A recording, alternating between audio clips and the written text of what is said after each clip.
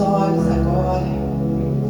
Peça ao Espírito Santo que cresça aí dentro de você. Peça ao Espírito Santo, ao doce meio Espírito Santo, que habita dentro das nossas vidas. Dá liberdade essa noite agora ao Espírito Santo. Dá liberdade a Ele, para Ele fazer o que Ele quiser com a tua vida nesta noite, neste lugar. Se Ele quiser te dar visão, que Ele te dê visão. Se Ele quiser te dar uma profecia, que Ele te dê uma palavra profética. Se Ele quiser fazer com que você dance aqui, você vai dançar. Ele tem liberdade aqui no nosso meio. Ele tem liberdade dentro de nós. Diga para Ele: Espírito Santo, faça o que tu queres com a minha vida. A minha vida é a tua casa, Espírito Santo. A tua vida é a minha casa.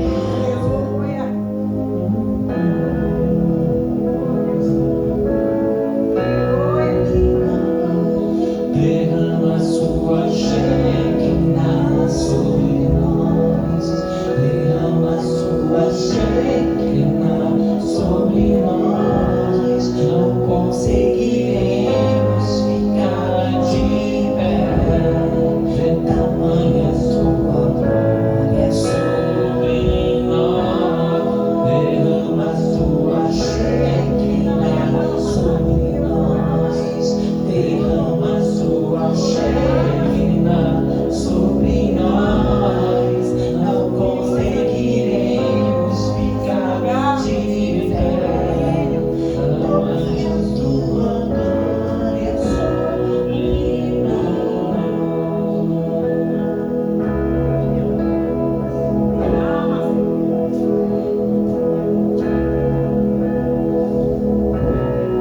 Mais uma vez. Peça Shekinah, que venha ser derramada sobre a tua vida e você não vai conseguir ficar de pé. Shekinah sobre nós.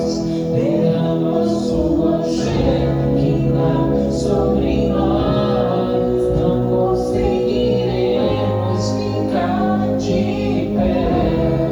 Tamanha sua glória sobre nós. Derrama a sua Shekinah sobre nós. Derrama a sua Shekinah sobre nós. Não conseguiremos ficar de pé. Tamanha tua glória sobre. Derrama teu Espírito sobre nós agora. Derrama teu Espírito sobre nós. Derrama teu Espírito sobre nós. Não conseguiremos ficar de pé. Tamanha tua glória sobre nós. Não conseguirei ficar de pé.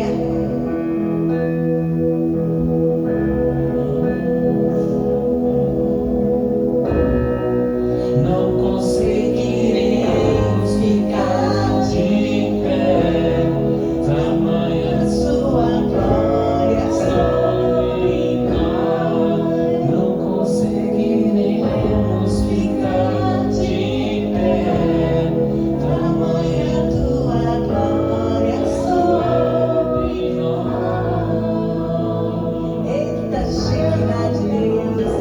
Oh, Espírito Santo de Deus. Aleluia. Louvado seja o nome do Senhor. Não conseguiremos ficar de pé. E eu não consigo sair de Atos capítulo 2. Sobre o derramar do Espírito Santo. Sobre o derramar da Shekinah de Deus. Aleluia. Abra sua Bíblia. João, capítulo 14. Obrigada, irmã. João, capítulo 14, verso 16.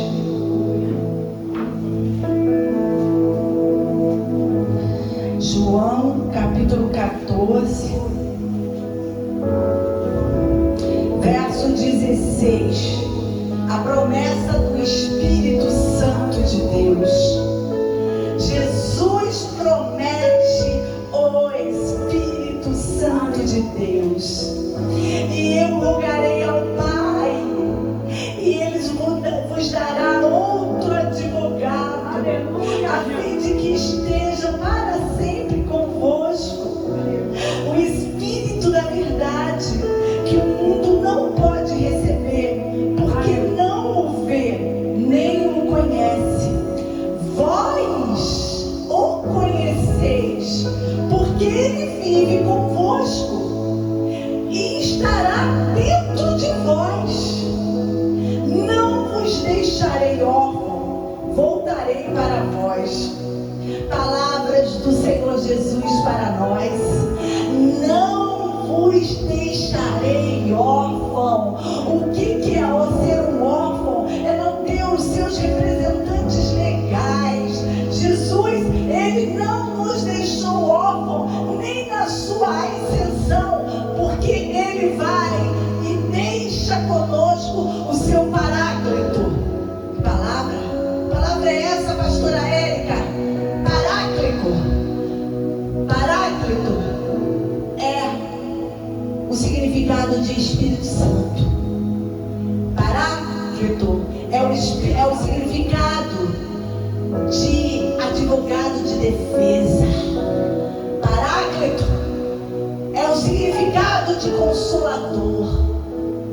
Paráclito é o significado de defensor. Paráclito é o significado de intercessor. Paráclito é o significado de consolador. Paráclito é o Espírito da promessa que Jesus deixou conosco para nos falar: você não está órfão. Eu deixei com você o meu advogado, que vai, ele é o meu representante legal. É o meu representante legal dentro de você. Eu já não estou mais convosco. Eu já morri. Eu já ressuscitei. Eu já andei 40 dias convosco. E aí eu ascendi, voltei para a direita do meu Pai.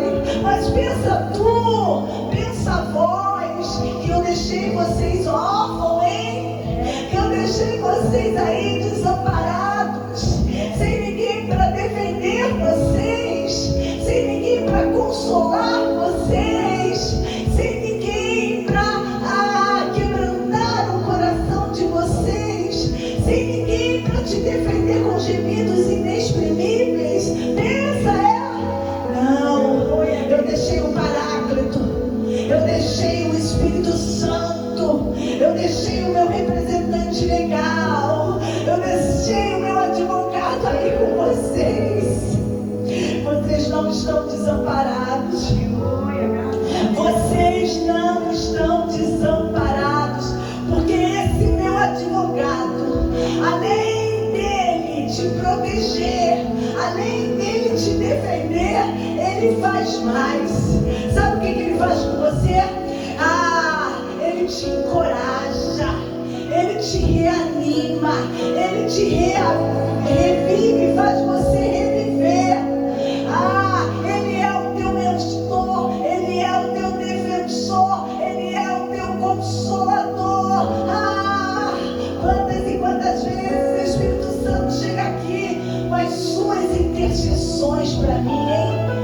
Chega o Espírito Santo no trono do meu Pai. As intercessões de vocês, Ele transforma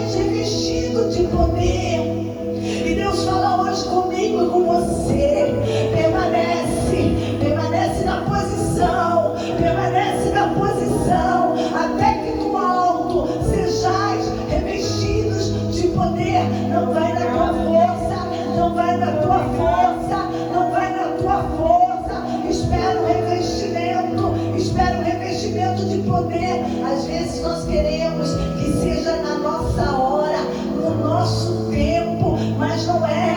É um processo, é uma luta espiritual. No mundo espiritual, os anjos guerreando com os demônios. A palavra de vitória é liberada para a minha vida, para a tua vida, mas para ela chegar até nós, que batalha, que batalha. Os espíritos do mal não querem deixar o anjo, os arcanjos, Miguel, o Rafael, descer com a tua resposta de oração, com a minha resposta de oração, não querem, e eles lutam para chegar, para trazer a resposta que Deus mandou do trono dele para a minha vida e para a tua vida. Espera a resposta chegar, espera a resposta chegar, não vai, não vai, não vai, espera o revestimento, tem uma resposta, você não vai na tua força, você vai respaldado pela força do Senhor. Espera o revestimento descer, espera o revestimento descer sobre a tua vida. E os discípulos estavam nessa fé de obediência, de esperar. Irmãos, quando nós falamos em esperar, não é fácil. É fácil esperar quando está tudo em paz, quando está tudo tranquilo. Mas esperar no meio de um temporal, no meio de uma tempestade, onde o nosso barco já está quase naufragando, já está quase virando. Ele não virou, mas ele está quase. E tem medo dentro de nós, tem pavor dentro de nós. Esperar numa circunstâncias dessa é com muita fé, somente com muita fé. E os discípulos estavam ali, para eles estavam sozinhos, porque eles viram Jesus ascender. Salmo 121, né? Jesus, Salmo 121 não, Salmo 24. A subida de Jesus, eles presenciaram.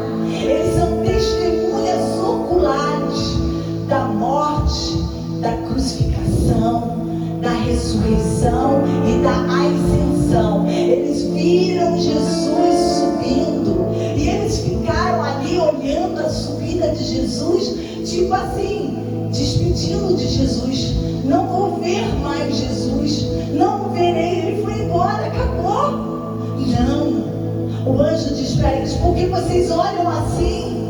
Por que vocês se despedem assim com tristeza? Pois da mesma maneira que ele foi, ele vai descer, ele vai voltar na segunda vinda dele para buscar a igreja, também para guerrear aqui na grande batalha de Armagedon. Ele vai voltar. E os discípulos ficaram ali em obediência. Maria, mãe de Jesus, Maria Madalena, as mulheres. E agora, o que a gente vai fazer? É só esperar. E pode ser que você esteja nessa situação. E agora, o que eu vou fazer? E é só esperar no Senhor. É só aguardar no Senhor. Tá difícil, né? Parece que você não vai sair daquele lugar. Parece que você vai morrer naquele lugar. Será que Deus não vai me tirar dali? Será que eu vou morrer aqui? Ei, tu não vai morrer ali. Deus tem um lugar para você, mas espera, não sai de qualquer maneira. Espera o revestimento descer do alto sobre a tua vida. Espera no Senhor, espera no Senhor, confia no Senhor, confia no Senhor. Ele tem o melhor para a tua vida. Você está desanimado porque acha que não vai acontecer. Naturalmente não tem como acontecer. Não tem, eu vou ficar aqui, eu vou morrer aqui. Não, Deus é Deus, que Ele faz o milagre acontecer. Deus é o Deus que faz de uma rocha brotar água no deserto, onde já se viu um deserto, numa rocha sair água fresca para beber. Céu não é Deus. O deserto que você está vivendo, você olha para aquela rocha, você olha para a areia do deserto, você olha para a rocha, não tem saída.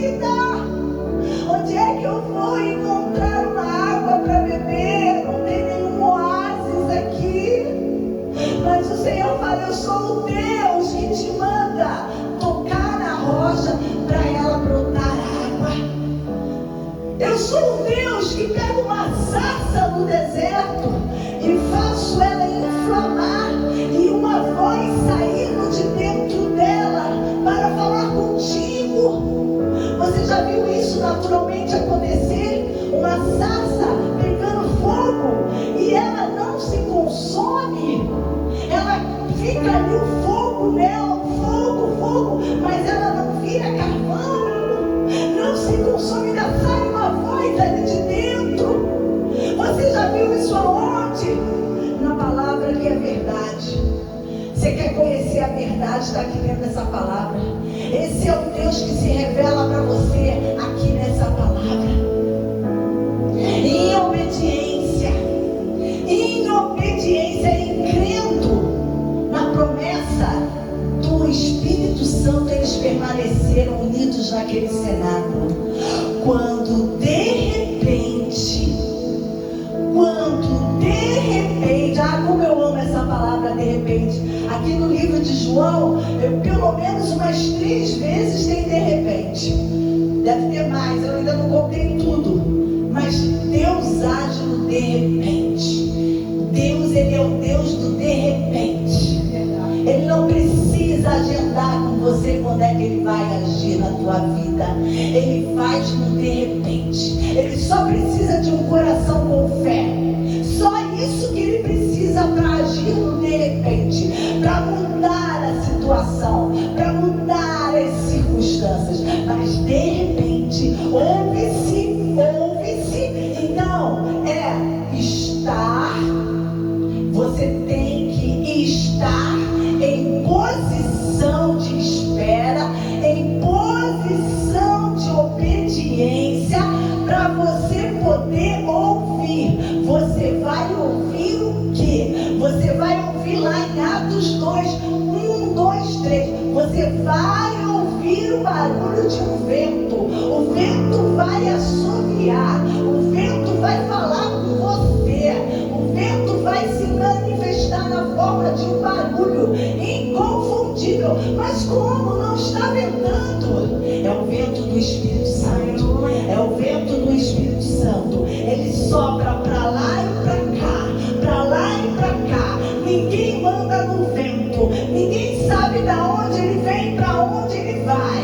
Mas ele dá liberdade de agir. Ele dá liberdade de movimento. Ele move para onde ele quer.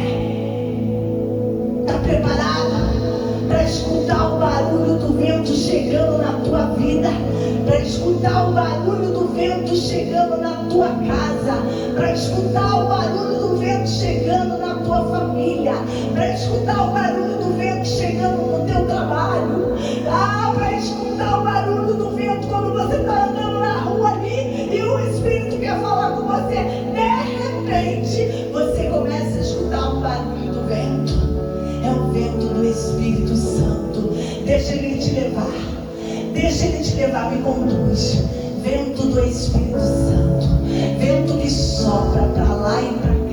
Me leva, me move, me movimenta. Eu não quero me movimentar conforme a minha vontade, conforme o meu querer. Eu quero ser movimentado por Ti, ó Espírito Santo. Me leva para lá, me leva para cá. Para onde Tu desejares, eu estou ao Teu dispor. Oh, vento! Estava um profeta num vale cheio de ossos secos. Era um exército, imagina um exército com mais ou menos 6.000 soldados mortos. Já não tinha carne, já não tinha pele, já não tinha tendões, eram só ossos, e os ossos estavam sequíssimos, já não tinha vida há muito tempo, mas de repente Deus leva o profeta até ali e manda ele profetiza. Profetiza, mas vou profetizar o que, Deus? Muitas das vezes você está nessa situação, não é não? Deus te leva diante de um vale e você olha aquele vale e você vê que ali não tem vida há muito tempo, que não passa nenhuma a vida ali. Ali tudo está morto. Ali não tem coração batendo. Ali não tem sangue. Ali só tem sequidão. Ali só tem falta de vida. Deus, para que tu me trouxeste para cá, Senhor? Para que, Senhor? Eu te trouxe para esse vale, para você ser meu profeta, para você exercer a fé em mim e profetizar. Mas, Senhor, o que tu queres que eu profetize? Profetiza a vida. Profetiza a vida. Mas, Senhor, tu é que dá vida, Senhor. Dá vida. Não, você não entendeu. Eu quero que você profetize. Você profetize. É aí que a gente pensa onde está a nossa fé. Aonde está a nossa fé? Você olha para aquele vale, você coloca a mão no teu queixo, você olha para o céu, você sabe que é de lá que vem o teu socorro, mas nessa hora o teu socorro manda você profetizar. Não tem como pedir para ele, mas é você. E aí, você vai pedir a quem para te ajudar nessa hora, hein? Você vai pedir a quem? Você vai fazer como profeta. Você vai pedir ao Espírito Santo para vir ao teu encontro. E o profeta abre a boca e diz: vento que vem dos quatro cantos, vem me ajudar nessa hora. Ó vento impetuoso, ó Espírito de Yahvé, desça nesse lugar e ressuscita esses corpos. Peça ao Espírito Santo. Ele habita dentro de você. Ele habita dentro de mim. Quando você pensa, eu não posso, eu não tenho essa força, Deus fala, mas você tem, eu te dei. O Paráclito está dentro de você, o teu advogado, o teu consolador, aquele que te dá bom ânimo, aquele que te faz reviver, aquele que te defende, aquele que pega no teu braço e diz: vamos que eu vou junto com você. Abre a tua boca que eu vou colocar as palavras na tua boca. E põe a tua mão e ora, porque eu vou estar aqui com você. É o Espírito Santo. É o Espírito Santo. Não abra a boca e diga: eu não posso. Não abra a boca e diga: eu não posso. Tudo posso naquele que me fortalece. Tudo posso naquele que me fortalece. Dias, nós estamos vivendo a igreja dos últimos dias, em que Deus quer nos usar no profundo. Ele quer usar a minha vida e a tua vida. Ele não quer usar a vida só do pastor, só da líder da consagração, não. Ele quer usar a minha vida e a tua vida. E você vai ter fé suficiente para deixar ser usado? Tem que ter fé. Tem que ter fé. Você tem um Paráclito aí dentro de você. Você tem um advogado a teu favor aí dentro de você. Você tem o Espírito Santo para você receber a fé. E o vento soprou, anunciando algo que estava para acontecer. Mas pensa que foi só a manifestação do vento no Espírito Santo? O Espírito Santo, quando ele chega, ele precisa encontrar uma casa, um coração purificado. Tem que ter purificação. E por isso, não só tinha o vento, mas o que eles viam? Línguas repartidas de fogo sendo derramadas sobre cada um que estava ali. As línguas poderiam ser como faíscas de fogo que caía. Imagina, dá um curto-circuito numa rede elétrica, começa a sair faísca para todos os lados. Eu creio que nesse momento do fogo entrando na vida dos discípulos, as línguas repartidas de fogo para purificarem os corações dos discípulos, foi assim. Foi feito faísca, foi inflamando todo mundo que estava ali. Querem ver o negócio? Abram lá em Ezequiel, capítulo 1. Ezequiel, capítulo 1, versículo versículo, aqui no capítulo 1, é uma visão de Ezequiel do trono de Deus. Então ele vai iniciar aí dizendo que ele teve uma visão, né? No versículo 2, ele está vendo ali o trono de Deus. No versículo 3, eis que a palavra de Yahvé, o Senhor, veio a Ezequiel, filho do sacerdote Buzi, junto a Quebar, na terra dos caldeus. Ali a mão do Eterno esteve sobre ele. Olha a visão que o profeta teve. Verso 4. Então olhei e compreendei uma terrível tempestade que se aproximava. Vinda do norte uma nuvem enorme, com relâmpagos e raios intensos, cercada por forte luz brilhante. O centro do fogo parecia metal reluzente. Verso 5. Algo semelhante a 4 seres viventes se deslocavam no meio da nuvem. Tinham a aparência de humanos, mas cada um desses seres também tinham 4 faces e 4 asas. Verso 7. Suas pernas eram retas, seus pés eram como os de bezerro e brilhavam como bronze polido. Verso 8. Eles tinham mãos humanas debaixo das asas, nos 4 lados, e os rostos e asas de 4 eram assim.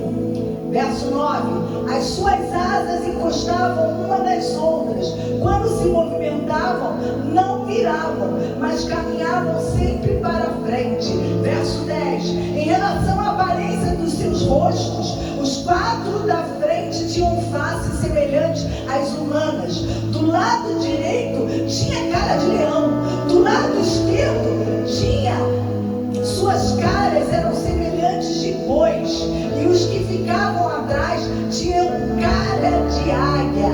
Olha que seres estranhos, né? Uma cara de leão, o outro cara de boi, o outro cara de águia, o outro cara de humano. Verso 11. Dessa forma eram as suas faces. Suas asas estavam escondidas para cima.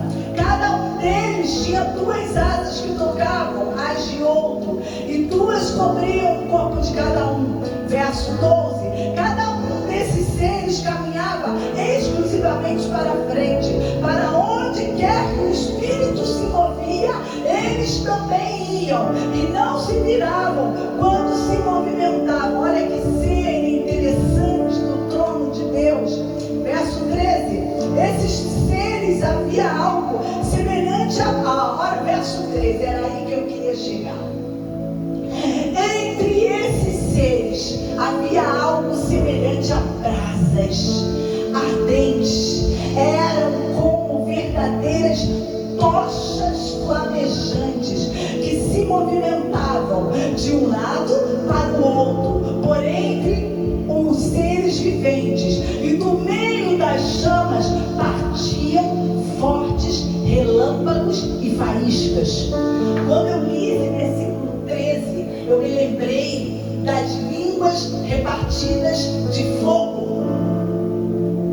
Eram braseiros que desciam e saíam faíscas, flamejantes. Tudo que eles, aonde passavam, inflamava. E era faísca indo, pousando em cada vida, de maneira que todos que estavam ali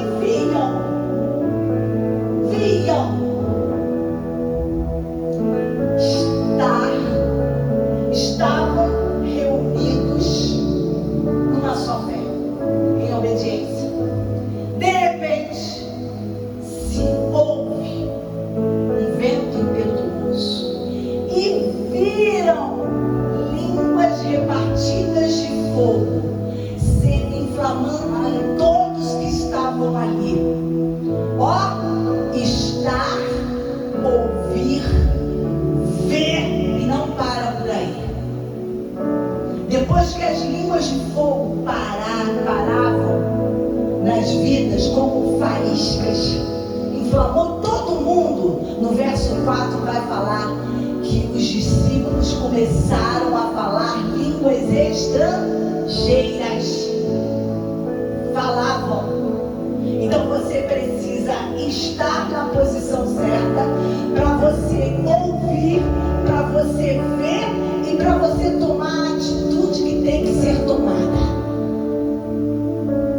A atitude deles ali era falar em línguas de fogo. Essa foi a atitude, foi a consequência do derramar do Espírito Santo na vida deles. Mas para esse derramamento você precisa estar, ouvir, ver e falar. Pegaram esses verbos: estar, ouvir, ver e falar. Todos juntos.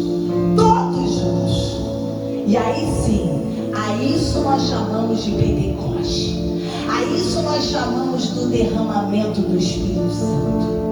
E depois, havia mais ou menos 120 pessoas ali. Pessoas estrangeiras, pessoas de outras nações.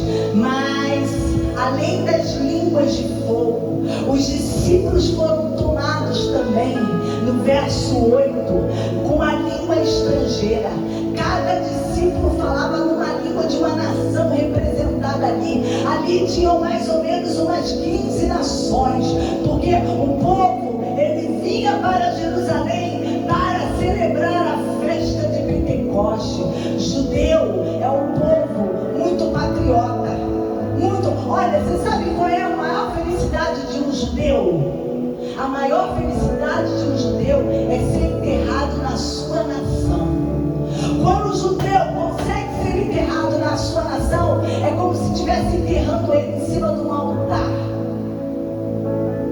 E muitas das vezes nós aqui brasileiros nem nos importamos, né? Vou morar em outro país, acabou, não sou mais brasileiro, agora eu sou estrangeiro, esquece o Brasil, não quer falar sobre o Brasil, não quer voltar no Brasil, não quer pisar seus pés novamente, não tem gratidão, porque foi a terra que Deus nos gerou. Eu sou grata pelo Brasil, eu amo o Brasil. Se algum dia Deus quiser me levar para uma outra nação, eu vou em obediência a Deus, mas eu levo o meu Brasil junto comigo, porque foi aqui que eu nasci. E se eu tiver a oportunidade de quando morrer me enterrarem aqui, eu quero, é o meu desejo. Então ali tinham mais ou menos 12 nações, 15 nações estrangeiras. E os discípulos, porque qual é a finalidade do Pentecoste? Se não o evangelismo. Pentecoste é evangelismo. Pentecoste, as pessoas dizem, o Pentecoste é para ser cheio do Espírito Santo. Mas para quê? Para que você quer ser cheio do Espírito Santo? Para quê? Para ficar trancado dentro da tua casa, trancado dentro do teu quarto, trancado dentro da tua igreja, trancado na salinha de oração? Não, o Pentecoste é para evangelismo. Por isso Deus permitiu o dom das línguas estrangeiras, para que eles pregassem simultaneamente as pessoas que estavam ali. Irmãos, tenta imaginar 120 pessoas, 15 línguas diferentes, 12 línguas diferentes, e os discípulos falando, pregando sobre Jesus naquela língua. Eu não sei o que era mais milagre. Era eles falarem em outra língua que não era deles? Ou o milagre era as pessoas ouvirem e entenderem a pregação com todo mundo falando ao mesmo tempo? Sinceramente, eu não sei qual é o mais milagroso. Mas foi isso que Deus fez em Pentecoste, para falar para mim e para você. Pentecoste não é só para o teu enchimento, é sim o teu enchimento, mas é para você anunciar para as outras nações, levar a palavra da salvação. Não é para você guardar para você. Você está cheio de dom aí e guardou tudo para você, por quê, hein? Você guardou tudo só para usar na igreja, na tua família espiritual. Você não consegue deixar ser usado dentro de um hospital. Você não consegue ser deixado usado dentro de um cemitério. Você não consegue ser usado numa cracolândia. Você não consegue deixar ser usado dentro de uma comunidade, numa boca de fumo. Por quê? Você só quer ser usado dentro da tua família espiritual. O batismo do Espírito Santo é para os gentios. é para quem está lá fora ouvindo a palavra de Deus. E Deus vai usar a tua vida. Por isso Ele te prepara, por isso Ele te capacita. Ele sabe que tu precisa da língua de fogo. Ele sabe que tu precisa das línguas estrangeiras. Ele vai te dar. A língua de fogo vai purificar o teu coração. Olha, o Pentecoste é o derramamento do Espírito Santo. E o que o derramamento do Espírito Santo traz para mim e para você? Ele traz poder e ele traz pureza. Poder e pureza são juntos. Não existe o derramamento do Espírito Santo só trazendo poder, não. Não existe o derramamento do Espírito Santo só trazendo pureza, não. Ele traz o poder e ele traz a pureza. Ele purifica e enche de poder. Ele enche de poder e purifica. Ele purifica e enche de poder. Juntos, juntos. Esse é o objetivo do Pentecoste.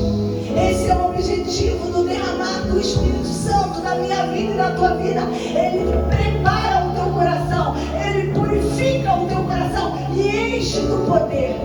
Para que no nome de Jesus você profetize.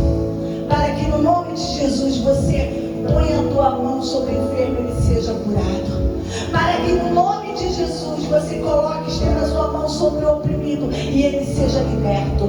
Para que no nome de Jesus você ore pelo incrédulo e ele receba a fé no Senhor Jesus. Para que ele seja salvo no Senhor Jesus.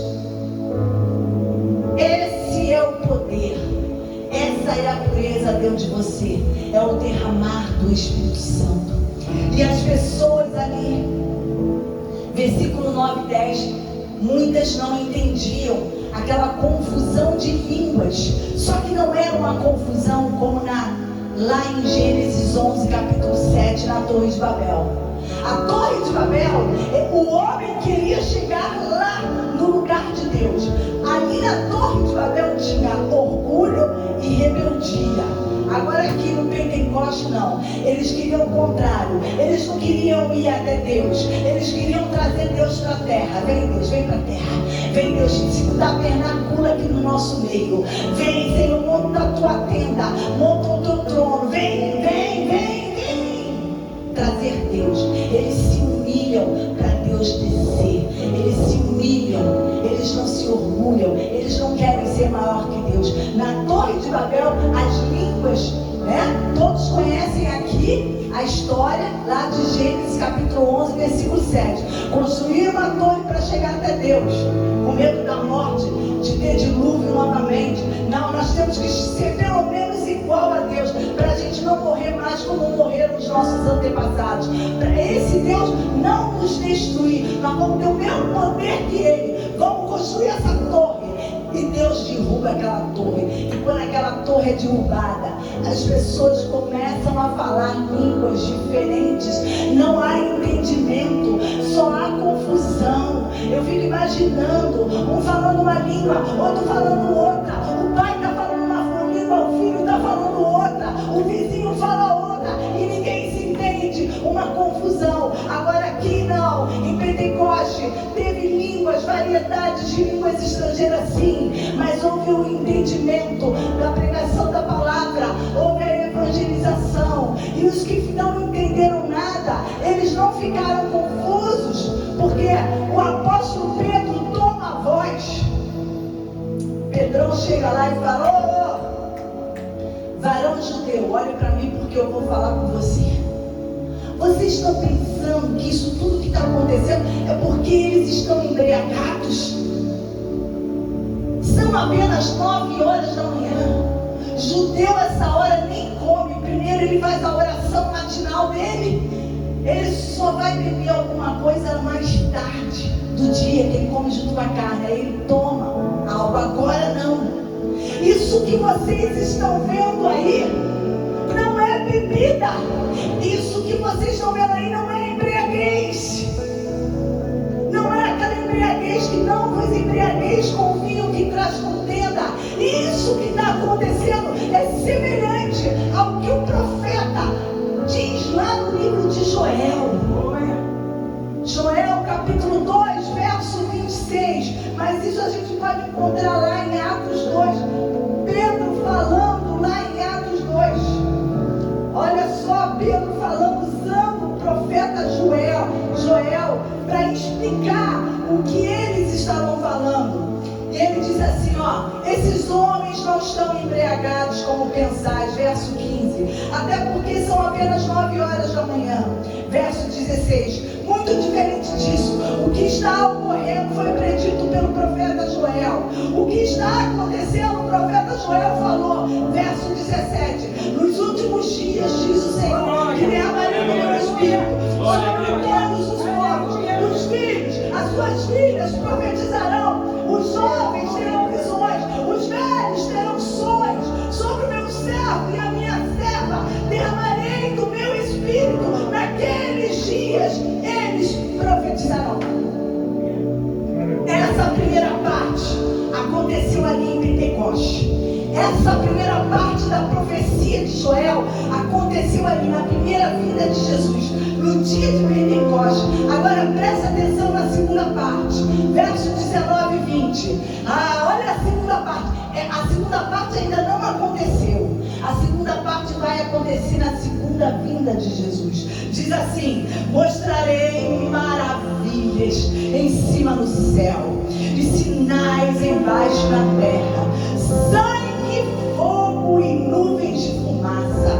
O sol se tornará em trevas e a lua em sangue, antes que venha o grande e glorioso dia do Senhor. Tem versão que fala: antes que venha o grande, temível, terrível dia do Senhor. Porque o dia do Senhor, ele é temível, terrível, mas glorioso. Glorioso. E no verso 21 diz assim: e todo aquele que invocar o nome do Senhor será salvo. Esse verso 19, 20, 21 ainda vai acontecer para a segunda vinda. A gente vai saber que a vinda do Senhor está bem próxima quando começarmos a ver sinais do céu. Os sinais vão ser evidenciados do céu. O sol não vai brilhar mais, vai ser trevas aqui na terra, vai ter guerras, a nação contra a nação, vai ter fome, vai ter pestes. Isso são os sinais da segunda vinda do Senhor. E o apóstolo Pedro falando isso para aquelas 120 pessoas ali, né, pregando ali. E depois vocês vão ver o resultado dessa pregação de Pedro. Aí, depois vocês vão lá para ler o 22, o 23, o 24, o 25. Pedro vai falando sobre Jesus. Pedro começa a falar sobre Jesus, sobre os feitos maravilhosos, milagrosos, sobre os milagres de Jesus enquanto ele esteve aqui na terra, nos seus 3 anos de ministério, no qual ele e os 12 discípulos foram testemunhas vitais. Pedro começa a falar para a multidão o que Jesus fez. Olha, Jesus chegou num certo lugar, e ali tinha um paralítico, e ele foi e curou o paralítico. Depois ele foi lá, cuspiu na terra, pegou a terra molhada com seu cuspe, colocou no cego de nascença, e o glóbulo lá foi refeito. O cego passou a ver. Mas também teve aquele, o surdo. Ele era surdo, ele também não falava, mas Deus dizia fatá, e foram abertos os ouvidos, e ele começou a falar. Pedro contando os feitos milagrosos. Mas pensa que os homens aqui da terra ficaram felizes com tudo aquilo que Jesus fez? Não. Era a obra de Deus, a morte de Jesus. Mas também todos os homens que estiveram à frente para prender Jesus, para matar Jesus, eles levaram a sua culpa de assassinos, de homens cruéis, de homem que não amava a lei de Deus, não obedeciam à lei de Deus, não conheciam a lei de Deus. Mataram, crucificaram esse homem tão bom, que só operava milagres e maravilhas. Mas para que fosse acreditado a crucificação, Deus não podia deixar ele morto. Deus vai e ressuscita ele no terceiro dia. Ele ressuscita dos mortos. Pedro estava tão cheio do Espírito Santo, porque ele tinha acabado de receber o Espírito Santo, que ele começa a citar salmos de Davi. Olha só o que Pedro fala lá no verso 25. A respeito dele, afirmou Davi: eu sempre via o Senhor diante de mim, porque está à minha direita. Por esse motivo, meu coração está alegre, e a minha língua exulta, e o meu corpo também repousará em esperança, porque tu não me abandonarás no sepulcro, nem permitirás que o seu santo sofra decomposição. Salmo 16. Pedro começa a recitar uma profecia de Davi lá no livro de Salmos, que o corpo do Messias não ia ficar no sepulcro e não ia passar por decomposição. Mas não para por aí não. Pedro estava cheio do Espírito Santo na pregação. Olha lá o que ele fala no 28. Tu me fizeste conhecer os caminhos da vida e me encherás de alegria na tua presença. Caros irmãos, agora ele começou o discurso falando, irmãos judeus. Agora ele se aproxima mais e fala: caros irmãos, verso 29, concedei-me a licença de falar-vos com toda a franqueza que o patriarca Davi morreu e foi sepultado, e o seu túmulo está entre nós até o dia de hoje. Davi profetizou que o Messias não seria sepultado e o corpo dele não passaria por decomposição. Quer dizer, não seria sepultado, não permaneceria no túmulo, perdão. Ele profetizou, e o próprio Davi, aquela profecia não foi para Davi, porque Davi foi sepultado e o sepulcro dele, do rei Davi, permanecia naqueles dias lá para a visitação. Quem quisesse ver o sepulcro do rei Davi, ver que os ossos deles estavam ali, mas do nosso Senhor não. Davi não profetizou para ele, Davi profetizou para o Messias, para Jesus. Aleluia. Verso 30. Todavia ele era profeta e sabia que Deus lhe prometera sobre julgamento que colocaria um dos seus descendentes em seu trono. Antevendo isso, profetizou sobre a ressurreição de Cristo, que não foi abandonado no sepulcro e cujo corpo não sofreu decomposição. Depois ressuscitou este Jesus. Nós, discípulos, somos testemunhas desse fato.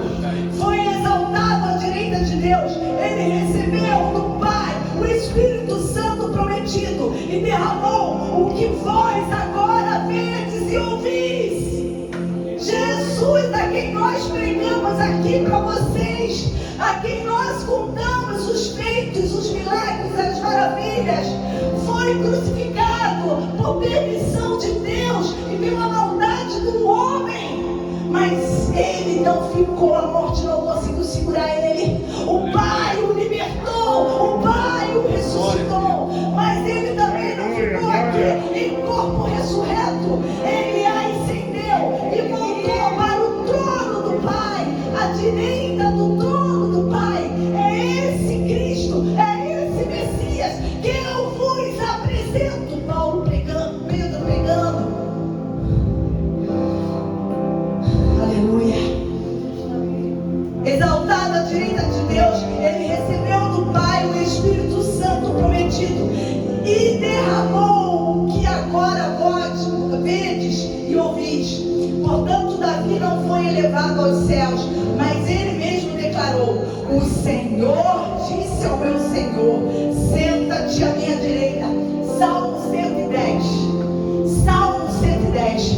Quando Jesus ascende, sobe aos céus, senta à direita do Deus Pai, o Deus Pai entrega o Espírito Santo, e o Senhor, o Filho amado, nosso Salvador, pega o Espírito Santo e derrama sobre nós, sobre os discípulos, sobre as pessoas que habitavam. Por isso o nome derramamento, porque o Espírito Santo foi derramado dos céus aqui na terra.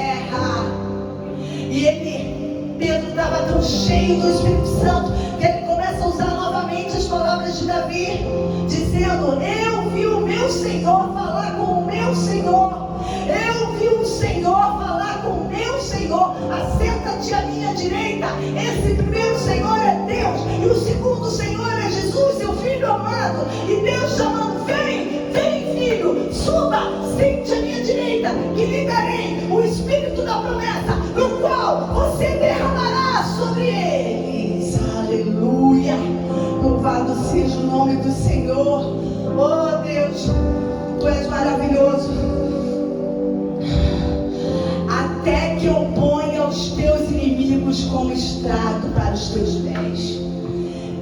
Até que eu ponha os teus inimigos sobre o estrado dos seus pés. Quem são os inimigos de Cristo? São pessoas, são espirituais, Satanás, demônios. E colocar inimigos sobre o estrado de nossos pés é na situação de guerra.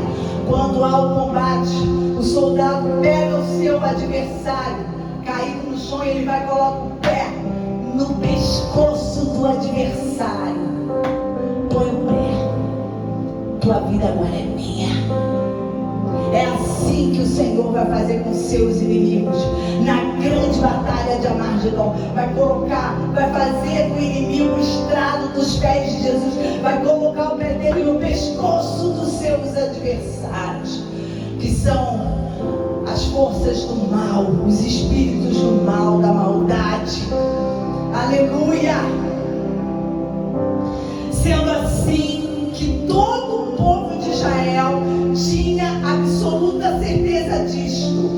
Olha o discurso de Pedro. As palavras de Pedro fizeram com que aquelas pessoas, olha o verso 36, sendo assim que todo o povo de Israel tenha absoluta certeza disto: este Jesus a quem vós crucificaste, Deus o fez Senhor e Messias. Esse foi o clímax do discurso de Pedro. Ele conseguiu ali para o povo de Israel, puros, homens judeus, varões, irmãos, ele declarou que Jesus era Deus. Era difícil para o judeu entender isso, que Jesus era Deus. Ele podia até ver Jesus como filho de Deus, mas Jesus sendo Deus, não. Jesus é o Deus do Antigo Testamento, e Yahvé poderoso? Não. E Paulo, no clímax do seu discurso, ele declara, ele faz a declaração verbal. Quer queiram ouvir, querem não querem ouvir, mas ele declarou: Jesus, o Messias, é Deus. Aleluia. E Deus quer que você libere esse grito, igual Pedro liberou o grito, porque ele sabia que ele poderia até ser preso por falar uma blasfêmia dessa para eles. Mas Pedro, no clímax do seu discurso, cheio do Espírito Santo, ele vai dizer: esse Jesus, esse Messias, é o Senhor Deus, é o Senhor Yahvé. Somente cheio do Espírito Santo, somente cheio do Espírito Santo vamos ser usados, somente cheio do Espírito Santo vamos liberar aquilo que está aqui na nossa garganta, para liberarmos. E temos medo, estamos presos, precisamos do Espírito Santo, precisamos do Espírito Santo, precisamos do Espírito Santo, precisamos do Espírito Santo, precisamos do Espírito Santo. Oh, Espírito Santo, caia sobre nós, caia sobre nós, caia sobre nós, seja derramado sobre nós. Queremos línguas repartidas de fogo, queremos ser cheios de Ti, Espírito Santo, queremos declarar a Tua vontade aqui na terra, queremos receber poder e pureza em nossos corações. Temos os corações purificados para recebermos o Teu poder. Aleluia. Louvado seja o nome do Senhor. Obrigada, Senhor, por essa palavra. Obrigada, Senhor, Tu queres nos encher do Teu Espírito Santo. Tu queres fazer com que o Teu Espírito Santo se manifeste através de nós. Senhor, nós queremos buscar o Espírito Santo. Nós queremos fazer com que Ele cresça em nós. Nós precisamos do poder e da pureza do Espírito Santo para fazermos o que temos que fazer aqui na terra enquanto estamos vivos, Senhor. Tu tens uma obra para conosco, Senhor. Senhor, nós precisamos cumprir essa obra, Senhor. Nós precisamos cumprir essa obra. Nós precisamos combater esse combate, mas somente cheio do poder e da pureza do Espírito Santo. Se revela para nós, Espírito Santo. Sou tua casa, sou tua morada. Habita em mim, tem liberdade. Tem liberdade aqui, Espírito Santo. Tem liberdade, Senhor.